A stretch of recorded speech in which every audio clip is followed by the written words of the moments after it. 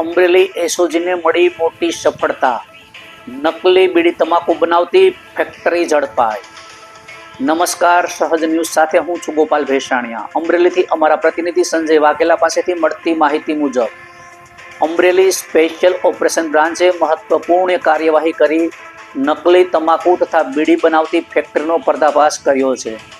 શહેરના મણિનગર વિસ્તારમાંથી નકલી તમાકુ અને બીડી બનાવતી ગેરકાયદેસર કંપની ઝડપી લેવામાં આવી છે।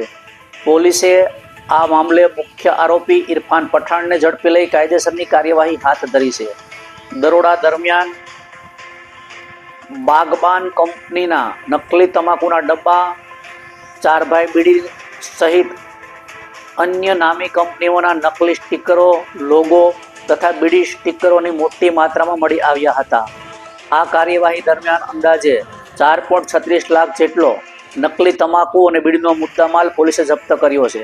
નકલી ઉત્પાદકોના દ્વારા લોકોના આરોગ્યને સાથે ચેડા અને સરકારને નુકસાન પહોંચાડવાનો પ્રયાસ થતો હોવાનું પ્રાથમિક તપાસમાં બહાર આવ્યું છે। પોલીસ દ્વારા વધુ તપાસ હાથ ધરવામાં આવી રહી છે કે આ નકલી માલ ક્યાં ક્યાં સપ્લાય થયો હતો અને આ ગેરકાયદેસર ધંધામાં અન્ય કોણ કોણ સામેલ છે તે અંગે પોલીસે તપાસ હાથ ધરી છે। રિપોર્ટર સંજય વાઘેલા, સહજ ન્યૂઝ, અમરેલી।